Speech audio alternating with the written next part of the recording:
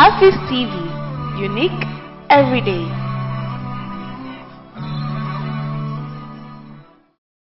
I'm in the person of Adam ibn Adam, and today I'm here to just deliver a very short poem recitation. And I call this, I actually didn't give it a title, but then I would like to give it a title right here. I'm going to call this very beautiful piece on this day, The Beauty of Islam. In the land where golden sunsets gleam, where faith and wisdom dance as one supreme, I sing a tale of light profound, a guiding star where Islam is found. From the deserts vast to the oceans wide, where believers in unity abide, Islam emerged a divine decree, a message of love for all to see. In the Holy Quran sacred verse lies wisdom's of fountain, a gift so diverse, a compass true, pointing to the way to peace and justice day after day. Oh Islam, a tapestry of grace, embracing hearts regardless of race, uniting souls, breaking barriers down in humble prayer, wearing truth's crown. True pillars and faithful bow to Allah's call, their solemn vow. They fast, they give, they seek God's light to cleanse their souls, to soar in flight. 5 times a day, a call to prayer.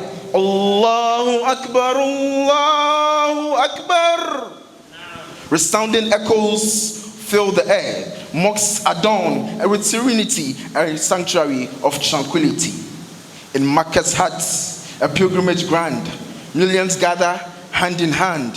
They circumambulate in devotion's embrace, seeking closeness to Allah's grace. In Islam's beauty does not lie in rituals alone that soar on high.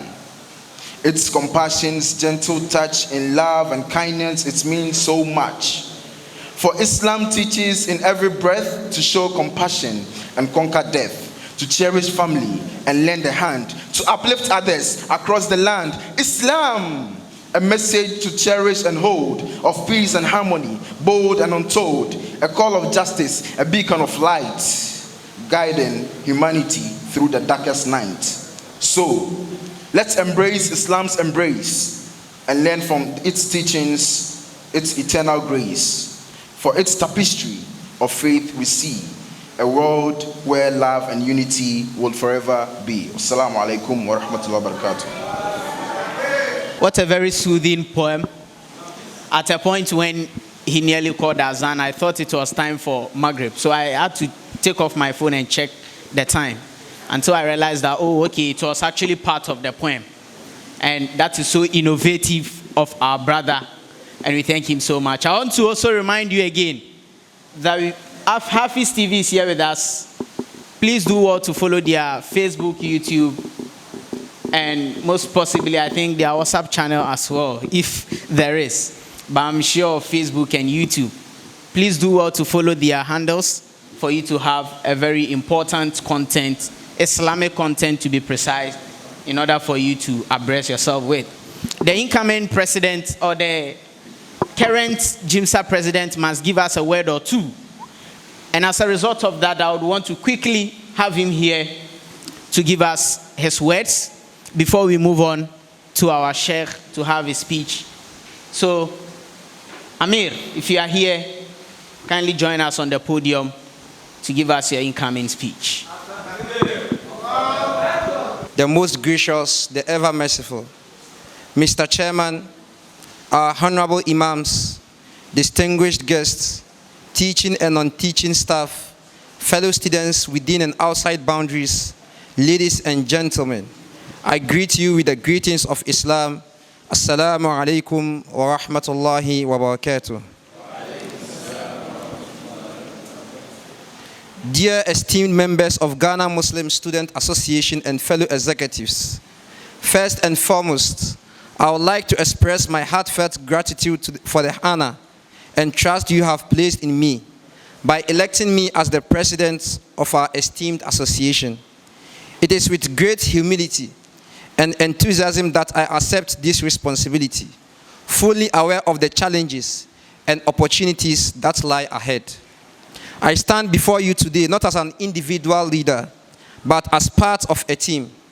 Together with my fellow executives, we will embark on a collaborative journey, united by a shared vision to advance the best interests of the association and its members. Our goal is to foster a vibrant, inclusive and engaging community that supports the holistic development of every student. As we embark on this journey, I pledge to lead with integrity, transparency, and a deep sense of responsibility. I believe in the power of collaboration, and I am committed to working closely with each and every one of you in order to ensure that the association remains a dynamic and a thriving platform for all students.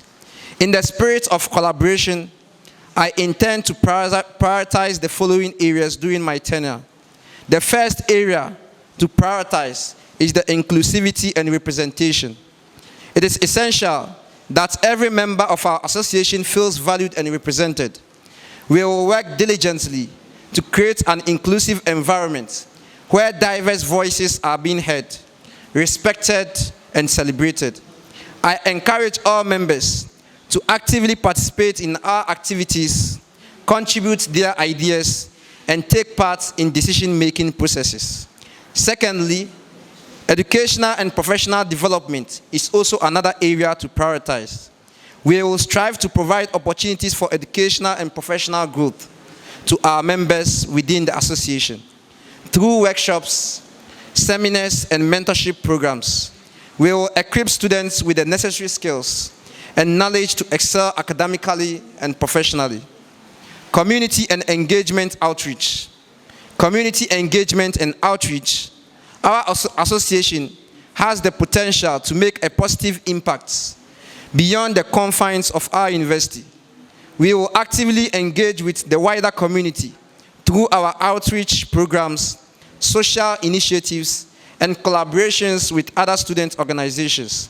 Together, we can contribute to the betterment of our society and serve as ambassadors of our faith and values. Personal and spiritual growth.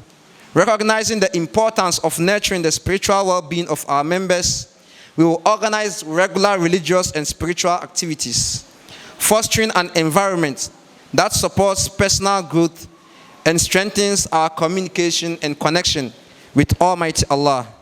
I firmly believe that the success of our association relies on the collective efforts of each and every member. I encourage all of you to actively participate, contribute your ideas, and support one another. Together, we will overcome challenges, celebrate achievements, and create lasting memories.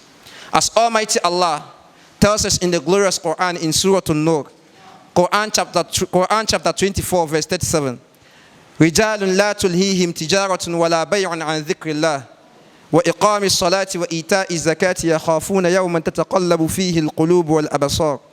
That the men whom are not distracted, either by commerce or profits, from the remembrance of Almighty Allah, keeping up the prayers and paying their zakat, fearing a day when hearts and eyes are going to be turned over.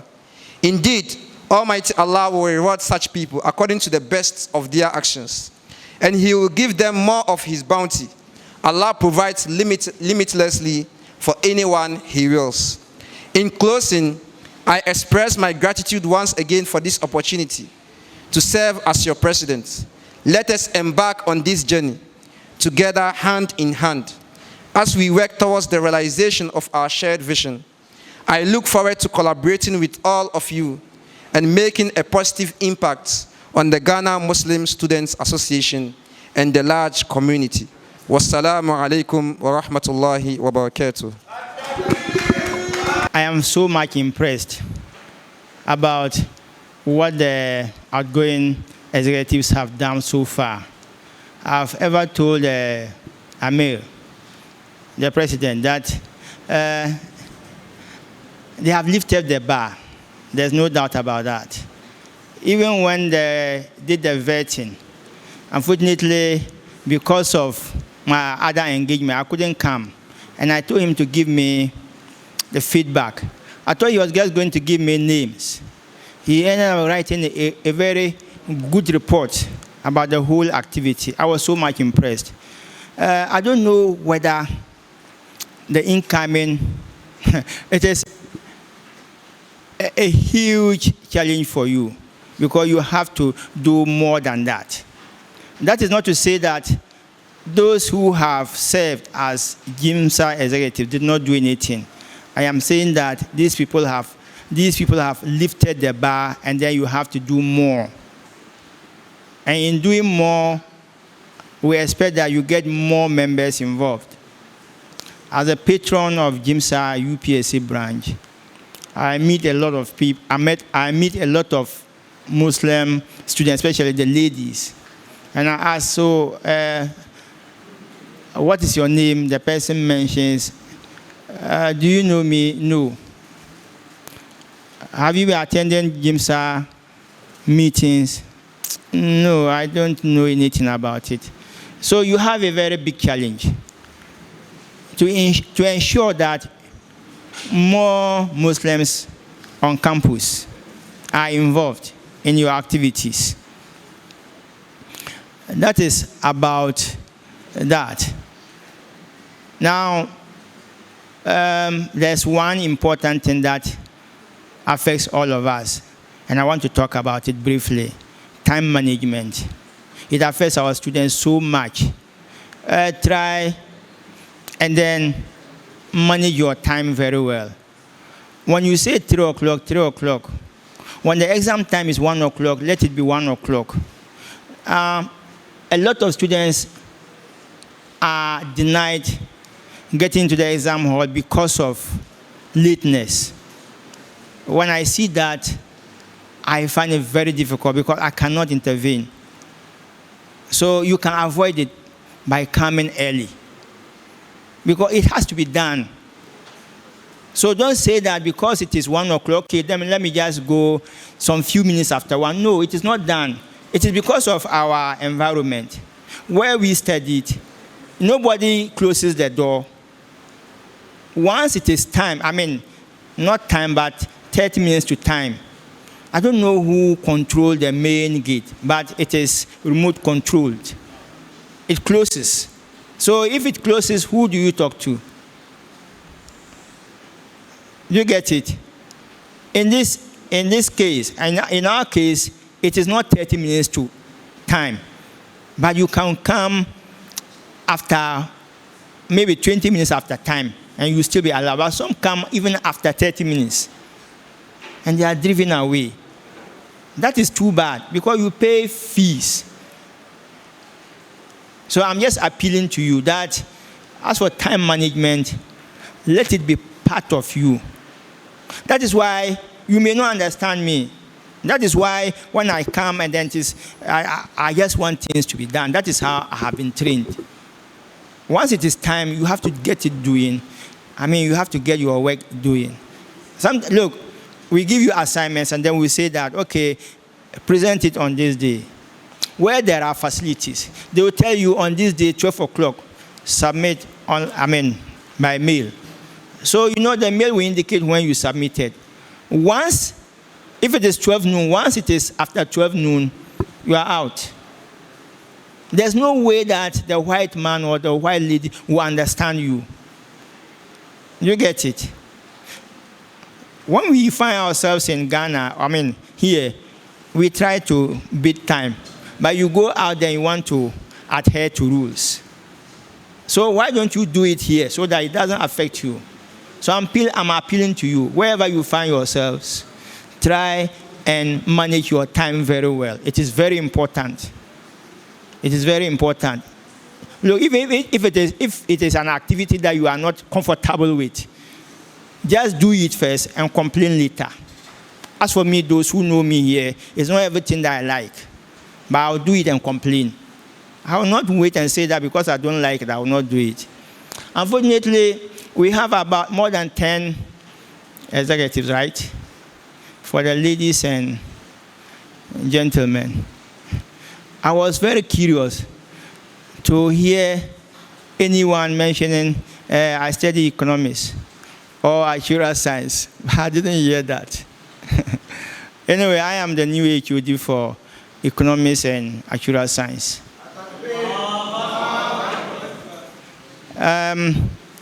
Lastly, sorry if I am wasting. Lastly, it is about coexistence.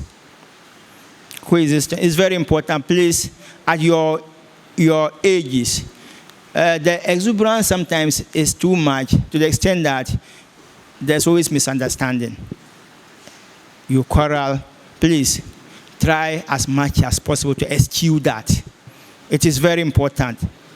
I have so many experiences to give. My current dean, I met him in Sweden in 2004 on the same campus. He was there to read finance and I was there for economics. And we used to, we're not many as blacks. And, sometimes I just ask myself, so if there was any misunderstanding, how will we work together? Because we are in the same faculty, we are the heads there.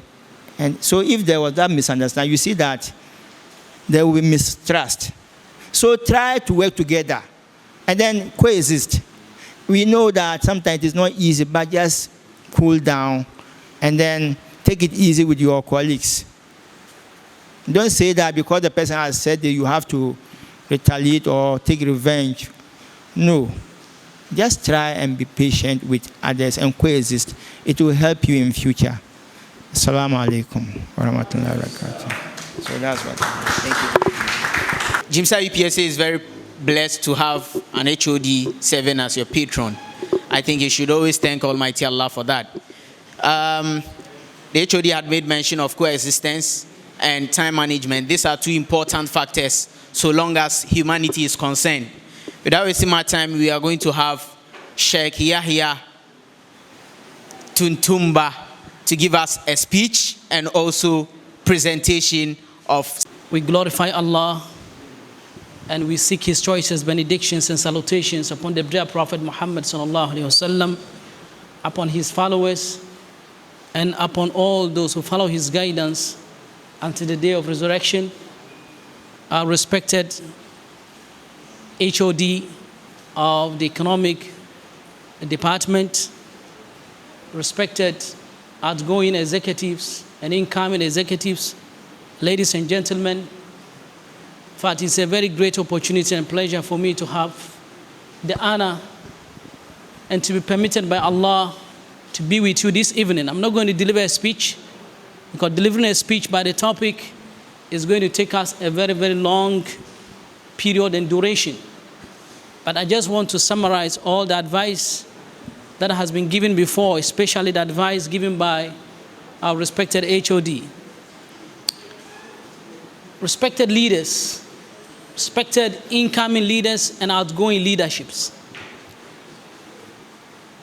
Leadership is one of the greatest tools for achievement, for organization, and for paving a life that is full of vision for people to tread upon. When you look at what has been achieved by the past administration, that alone tells you about the importance of leadership. Can you imagine if the Muslims students studying here on campus, you did not have a single umbrella that you come under, and you don't have a very well-organized leadership to lead you? What could you have achieved as a group of people on campus? Could you have achieved what you have achieved so far, and even to organize programs and to get people to be seated here? You couldn't have done that. That alone summarizes for us what the concept of leadership is all about. In the Islamic perspective of leadership, and by the way, I'm very happy this evening that the speaker or the MC, who is a very great friend, just informed me that he's a speaker of the University of Ghana SRC Parliament. Wallahi, pray to Allah to bless him and to bless the types of such young Muslim leadership coming up. And I pray to Allah, this is not going to be the last time he holds such a great position. We hope to see him as the leader of the Ghanaian Parliament one day, inshallah. And I'm also very pleased that out of the good work that you have done, 2 of you are occupying very important position in SRC. Back in the days when I was in school, I was against the notion that Muslims should not go forward to occupy SRC positions. And I was the SRC imam. I didn't want to enter into politics. There was a time even people were calling me to become the EC chair on campus, because they were looking for credible people who could deliver clean elections to select SRC executives. I refused, but played a very important role in getting about 4 Muslims to enter into SRC. We're having the FO as a Muslim, we're having the welfare officer as a Muslim, we're having the PRO as a Muslim, we're having the judge as a Muslim, besides other positions in the SRC Parliament. I believe in leadership. But the type of leadership that I believe in is the Islamic type of leadership. That is the most comprehensive type of leadership. The Islamic type of leadership, brothers, that's the best leadership to save the world today. We can have a lot of different types of leadership, in the system. That is not the most important thing. The most important thing in leadership is a leadership that comes with the essence of godliness. It is the leadership that comes with the essence of service, responsibility, and a leadership by example. And you can only find this in Islamic leadership. Not the Machiavellic type of leadership that believes that the most important thing for a leader, according to Machiavelli, is for you to win power and to hold upon power no matter the cost. And he propounded a theory that the end justifies the means. So whatever means that you use to achieve the end, that is the most important thing for a leader. A lot of leaders in the world who try to be Machiavellic in mindset have created a lot of problems in their countries, if you are to observe very well around the world. In Islamic leadership, it's about 7. As I said, this is not going to be a lecture, but I just want to remind you and advise you to keep up your obligation as leaders.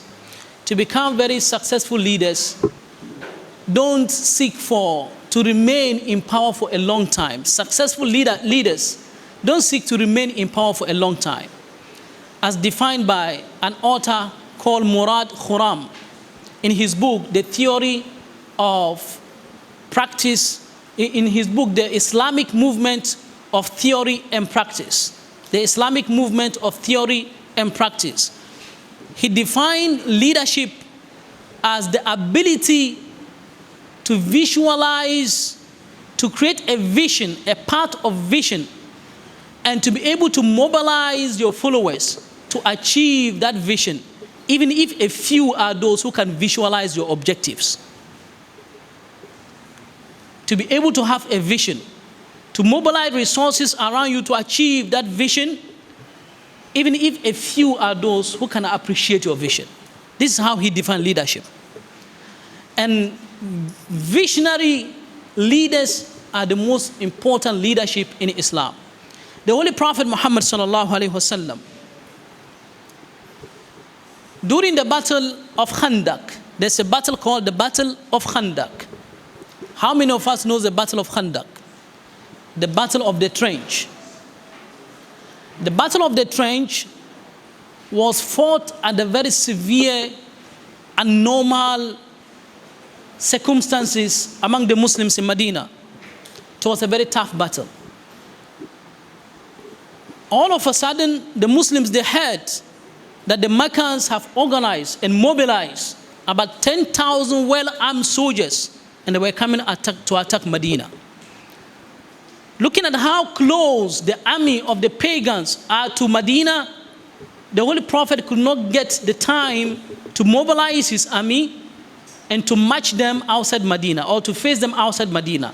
So he held a consultation. That means one of the very important attributes and qualities of an Islamic leader or leaders in general is to be able to consult your people on affairs that has to do with them. He organized a consultation.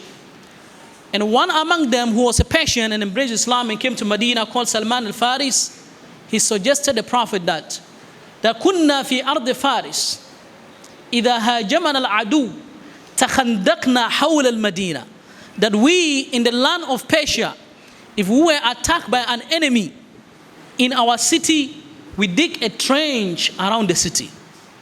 And that was a very good advice that was supported by Umar and many other Sahaba. So they start digging the trench. I want to tell you the importance of a vision for leaders. So whilst digging the trench, respected Muslim brothers and sisters, while digging the trench, Umar bin Khattab came across a very stubborn rock, and he could not break the rock. So he complained to the Prophet. So the Prophet took from him the pickaxe and gave a stroke to the rock, and it blasted. And there's a flash of lightning emerging from the stroke of the axe on the rock. That flashed and lightened the eastern part of Medina. The Holy Prophet gave it another stroke, and there was another lightning, a splash of light that brightens the northern part of Medina towards Yemen. And the Holy Prophet gave the third stroke, and there was a light that brightened the southern part of Medina. And all this, Salman Farisi was watching the event. Then he sought for explanation. Oh, Prophet of Allah, what are these lights for? The Holy Prophet told him that, you see the first light I saw in a vision, that I was given the palaces of Yemen. That is, my empire, my followers, they will extend as far as the palaces of Yemen, and they will conquer that part of the land. Number one. Number two, the second stroke with the lightning that came out, I saw the Madain. The Madain, that is the great white, magnificent and majestic buildings of the Roman Empire that who were ruling even Syria, Sham at the time. I saw that those palaces will be will be conquered by my followers. The third one, I saw the land of Kisra, the Persians, being conquered by the Muslims. This is the vision. Did the Prophet live to see those conquering? No. The Prophet did not live to see his followers conquering those parts of the land. But what happened? He prepared a people who believed in his leadership and believed and bought into his visions and objectives, and they were able to live and then fulfill the dreams of the Prophet Muhammad sallallahu alaihi wasallam. Some time ago, around 2013, I met the GMSA national president, and he was very worried that 1 year is not enough for a national president, for GMSA, the GMSA president 10. It's not enough for him to be able to achieve certain objectives. So he was pushing for a two-tenor kind of leadership. So I met him, and I just returned from Saudi Arabia from my first vacation. I told him that, look, my brother, I want to tell you, even if you are given 10 years, you will not be able to do what you want to do.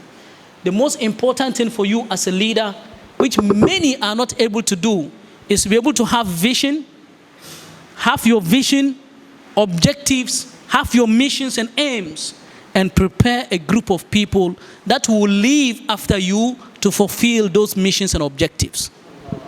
It's not about staying long in power. It's not about occupying the seat for a long period of time. Man, just like the 9 dots, you heard about the 9 dot problem, right? There is this particular problem about 9 dots. If you go, you can try it. 9 dots. You are asked to draw a line crossing all of them without taking the pen from the paper. You can start drawing it now on your paper, and you see, you cannot draw it unless you are able to draw your lines beyond the dots. That tells you that leadership your objectives go beyond your tenure as a leader. There's no way you can live as a successful leader to be able to achieve all your objectives. But the most important thing is create, establish, bring on board your visions, objectives, and create, prepare, mobilize your followers and the people to live after you to fulfill those objectives that you are not able to fulfill yourself. Another clandestine thing I want to advise you about is justice in Islamic leadership. A leader, you must be just. You must treat your people very equal. It is justice that delivered results to the Muslim leadership at the time of the golden days of Islam. It is justice. So be just. Be very just in the way you deal among yourselves.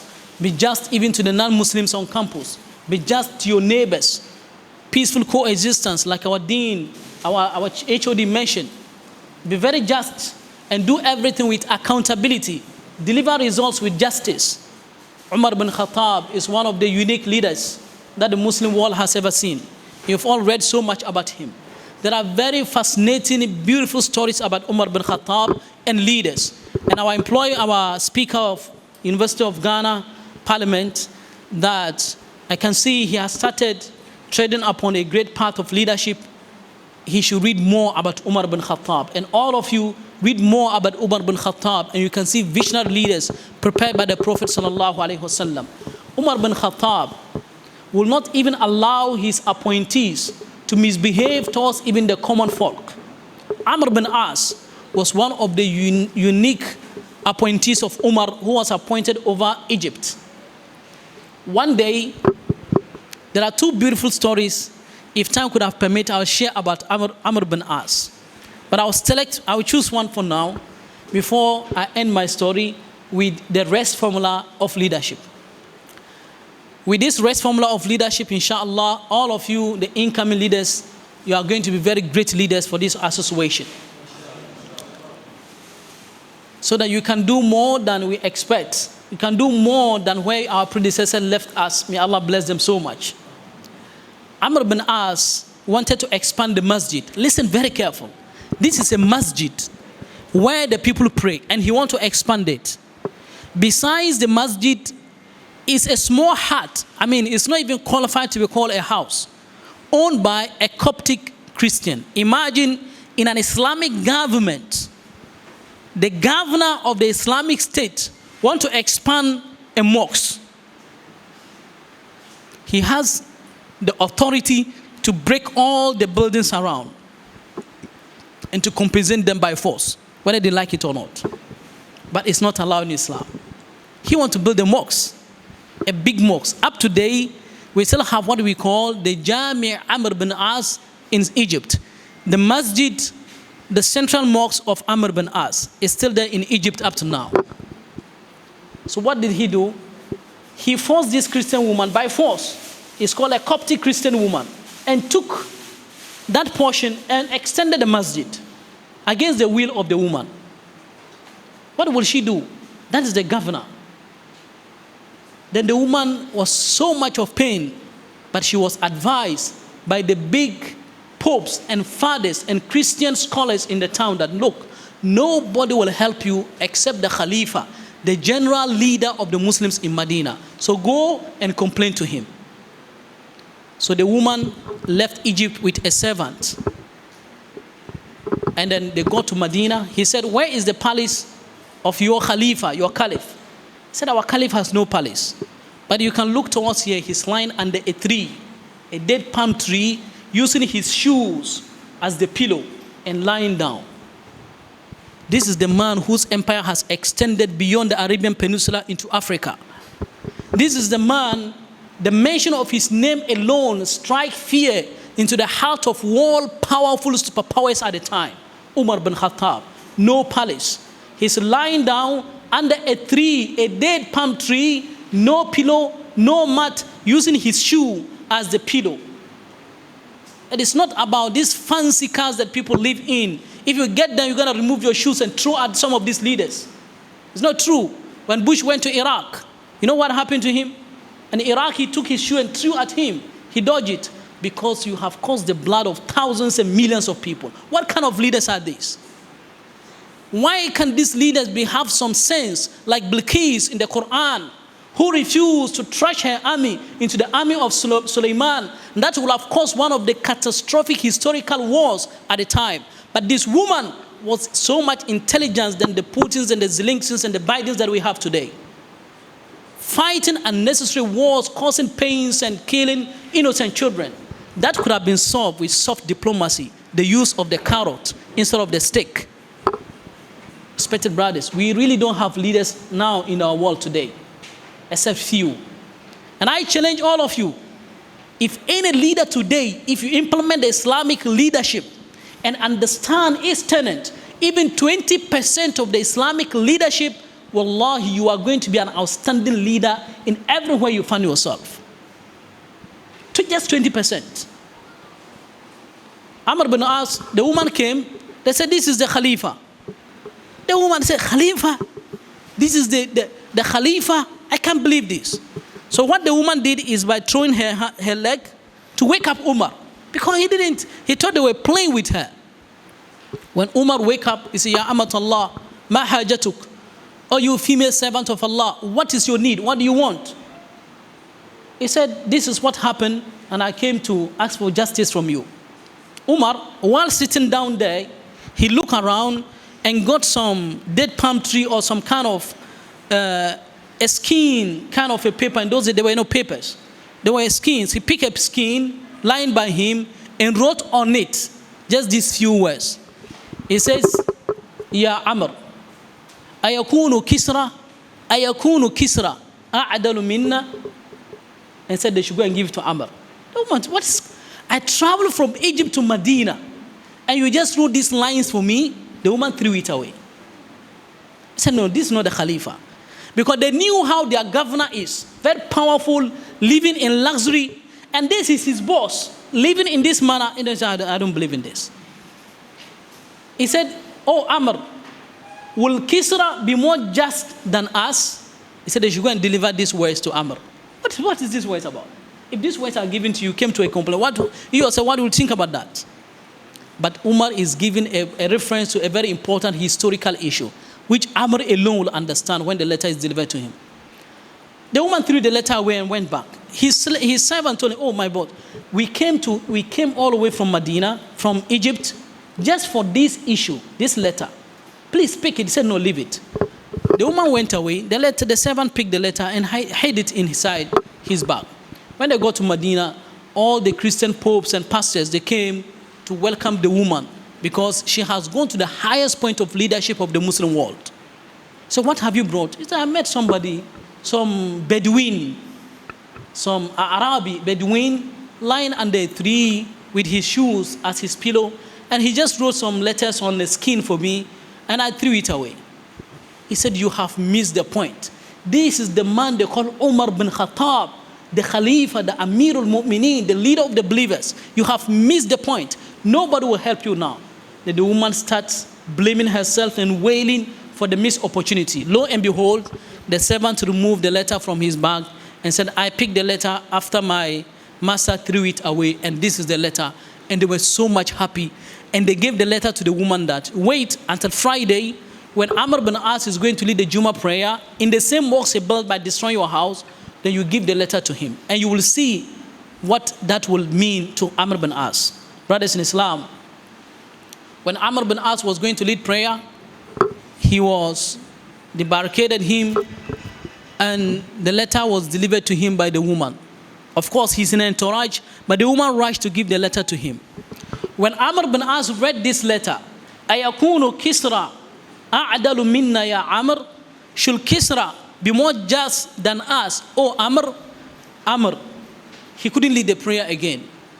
He shed tears and told the woman, do you want me to destroy the mosques and to build your house for you before the Juma prayer, or you will wait for me to pray the Juma prayer before destroying the mosque and rebuild your house for you?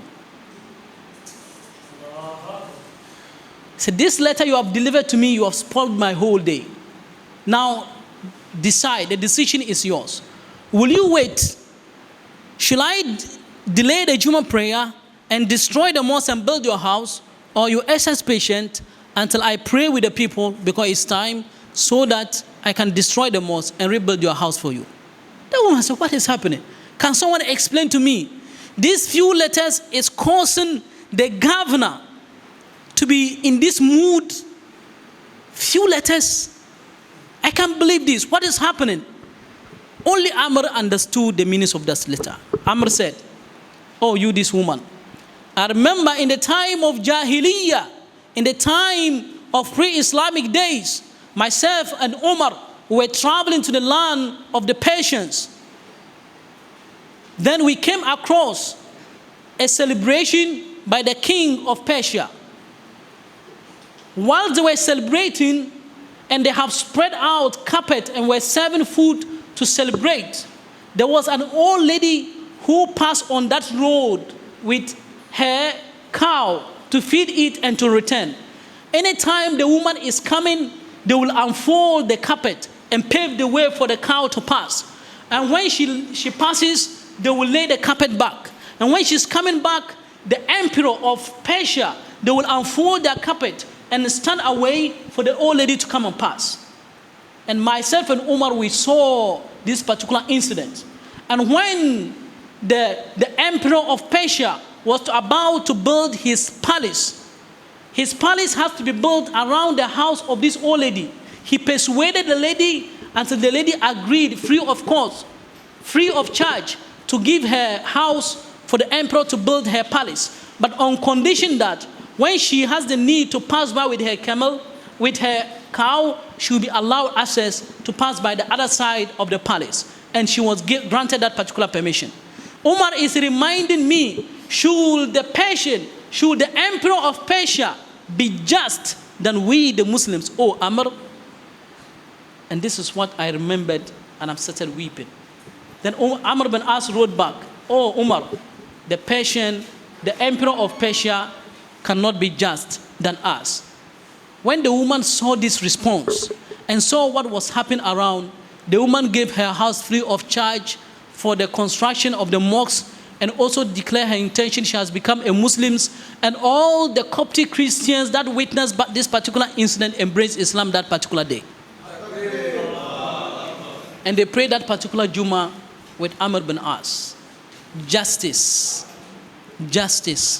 The stories, the anecdotes, the sense of leadership, demonstration of justice, accountability, service, exemplary leadership of the leaders of Islam cannot be enumerated in a short timed lecture like ours. But the most important thing is not talking too much, is for us to assume the leadership by applying these principles. Now I have a formula for those of you coming.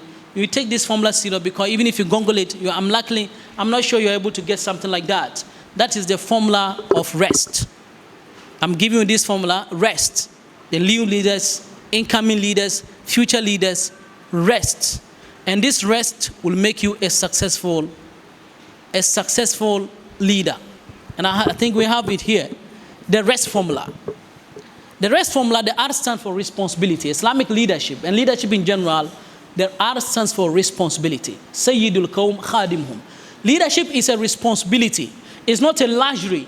It's not about something that you are going to enjoy. It's a big responsibility you will be questioned about on the day of resurrection. So when you are picking up leadership, you are picking up a responsibility. You may need to sacrifice the time that you used to study, the time that you used to do other academic activities. You may need to sacrifice to attend meetings and also to discharge certain leadership responsibilities that comes with your office. So don't forget that you have a responsibility to display or to discharge. The next one is example. The best way to mobilize your people voluntarily to pursue your objectives and visions as a leader is to be an exemplary leader. If you're not an exemplary leader, you cannot be a proper leader at even your home with your wife and children. You cannot use force to get people to be doing things, because leadership is all about getting your people voluntarily pursuing the objectives that you want them to pursue. Can your Amir force you to do anything? Does he have the power to punish anybody here?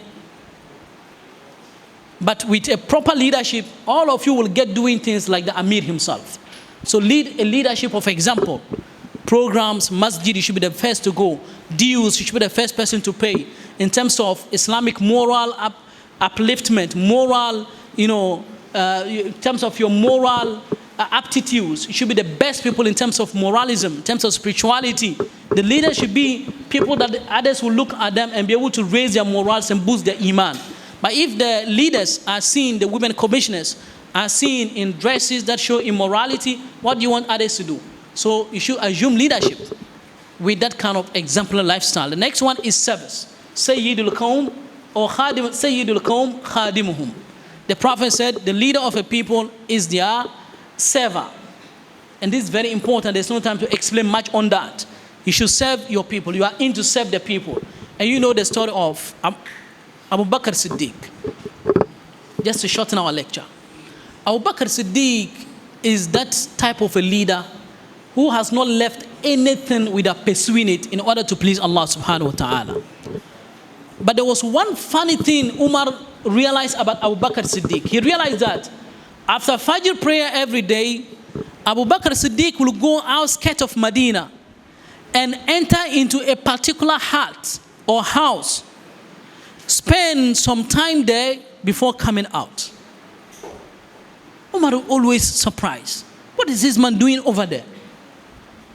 Then one day, when Abu Bakr Siddiq left, Umar said, I'm going to observe what Abu Bakr Siddiq has been doing.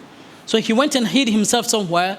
When Abu Bakr Siddiq entered and came out, Umar entered the house and said, Assalamu alaikum wa rahmatullah. Man anti ya amatullah. Who are you? He said, I am an old blind woman and I have nobody to take care of me. He said, who is that man who has been coming to you every day? He said, I don't know him, but he comes to me every day.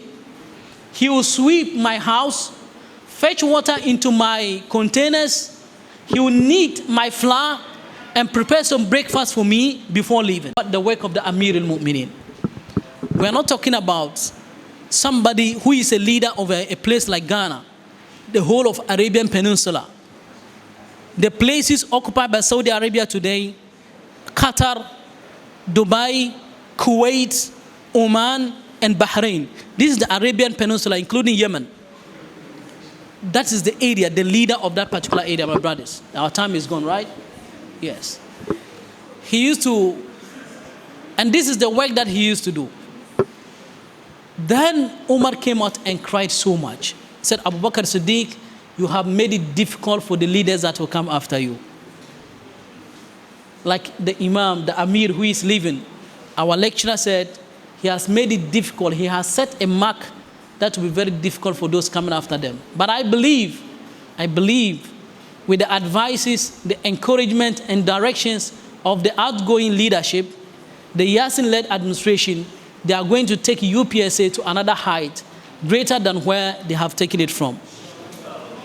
Brothers and sisters, Umar bin Khattab cried so much after seeing this humbleness of Abu Bakr Siddiq. Then when finally Abu Bakr Siddiq passed away, just a minute, when Abu Bakr Siddiq passed away, brothers and sisters, Umar bin Khattab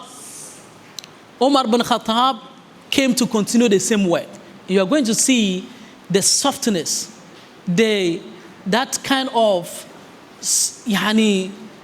lutfa, that kindness of Abu Bakr Siddiq. Umar came to continue the work, that great work Abu Bakr Siddiq was doing.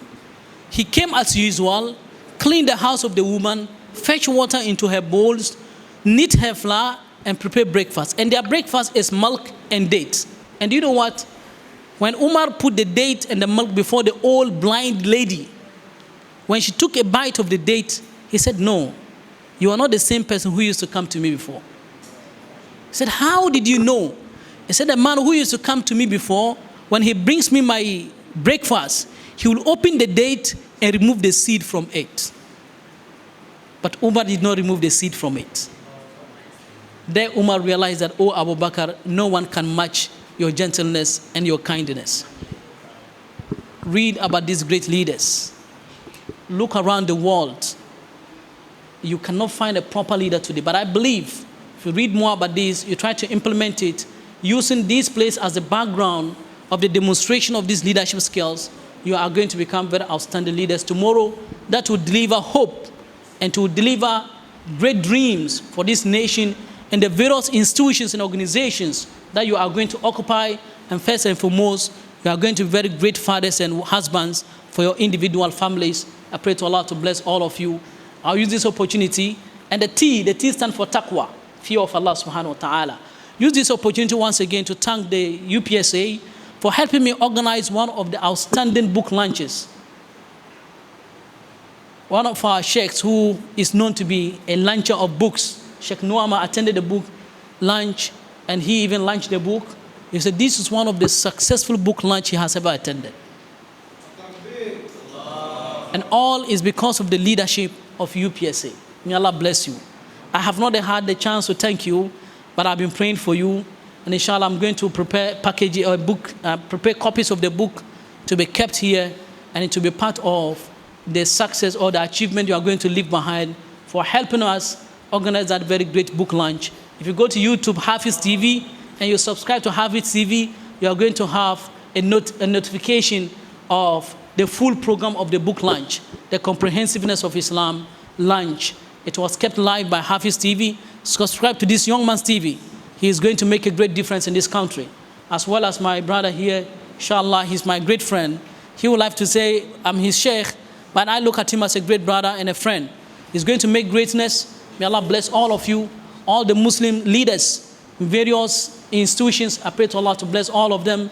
The Yasin leadership, pray to Allah to bless him, to give him the wisdom and to give him the knowledge to run the affairs of this institution. Pray to Allah to bless the outgoing executives and all GMSA leaders and all types of leadership in this country. And our Muslim brothers who have occupied leaders in the SRC, I was as a vice president, we pray to Allah to bless him so much and to let him rise in ranks to occupy one of the top positions of political leadership in this country. Bless all of you. ربنا اتنا في الدنيا حسنة وفي الآخرة حسنة وقنا عذاب النار وآخر دعوانا أن الحمد لله رب العالمين. Atakbir. I actually didn't want Sheikh to even end the lecture because it's so.